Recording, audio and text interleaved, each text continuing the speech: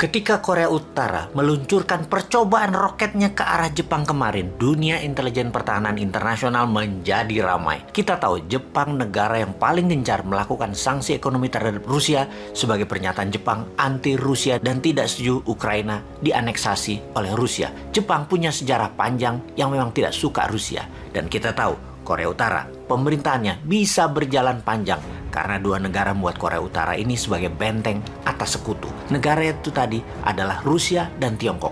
Keduanya memelihara Korea Utara untuk menjadi seperti saat ini.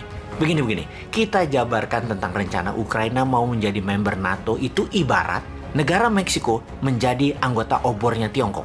Atau Meksiko gabung dengan Rusia dalam fakta militer. Pasti Meksiko diinvasi oleh Amerika karena Meksiko adalah pagar atau benteng Amerika dari selatan. Ketika Putin mengatakan akan meluncurkan nuklir sebagai deterrent factor atau faktor penggentar, sesaat setelah pernyataan itu meluncurlah roket ke arah Jepang dari sisi timur semenanjung Korea dengan mengatakan uji coba yang dilakukan oleh Korea Utara.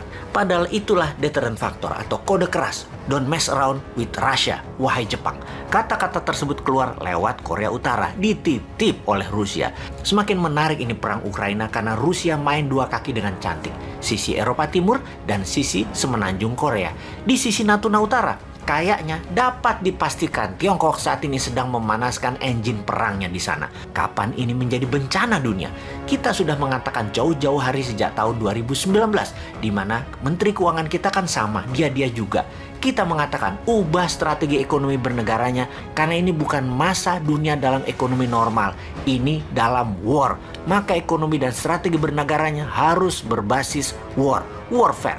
Economic at war berbeda dengan economic at normal condition. Awalnya perang dagang, kemudian perang petrol dan perang komoditi, lalu perang biologi, kemudian perang cuaca. Dan kita ingatkan selalu, di awalnya perang dagang, di akhirnya perang militer. Sudah siapkah kita? Indonesia maksudnya sudah siapkah? Video dan pesan itu banyak dan telah menyebar ditonton banyak orang, namun banyak yang skeptis. Siapa Bosman? Kok berani-berani menantang pakar ekonomi dan pakar pertahanan negeri Wakanda yang sangat mumpuni? Ya bukan siapa-siapa Om, Bosman mah wong bodoh ngaku pinter.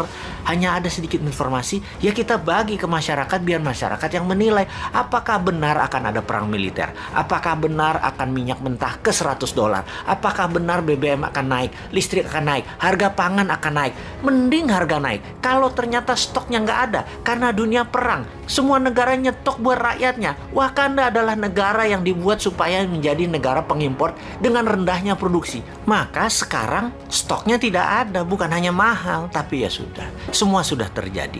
Ada dua analisa besar saat ini. Akankah perang dunia ketiga terjadi di mana blok Rusia, mantan Soviet, ditambah Tiongkok dan Korea Utara serta plus kemungkinan Wakanda di satu sisi, kemudian di sisi lawan Eropa Barat, NATO, Amerika plus sekutu Amerika. Analisa pertama, kalau Ukraina didiamkan, dibiarkan untuk Rusia oleh NATO dan oleh Amerika, dikasih ke Rusia Ukraina tersebut, dilanjutkan dengan perang diplomasi, maka selesai. Tidak ada perang dunia ketiga. Selesai. Analisa kedua, Amerika, sekutu, NATO, dan Eropa Barat menyiapkan tentara di battleground atau perang darat dalam jumlah besar. Seperti di Normandy di tahun 1942 atau seperti di Saudi di tahun 1090-an akhir. Kemudian mencoba membebaskan Ukraina. Maka perang dunia ketiga bisa terjadi. Perang dunia ketiga akan terjadi karena ketika NATO CS membangun kekuatan di Eropa Timur atau di Eropa Barat untuk masuk ke Ukraina, maka di sisi timur, di Indo-Pasifik, Korea Utara bergerak nakal ke Jepang dan Korea Selatan, lalu Tiongkok pasti masuk ke Taiwan. Amerika CS terbelah konsentrasinya. Hal terburuk, di semua posisi Amerika dan sekutunya kalah. Maka dunia punya New World Order baru, yaitu Rusia dan Tiongkok yang berkuasa. Ini sebuah peluang game changing kalau Wakanda di bawah New Mind, karena pasti memilih membangun kekuatan nasional selagi mereka perang dengan printing money, kemudian membangun secepat kilat kekuatan nasional berbasis mineral, rempah, dan raja maritim kuasai Selat Nusantara.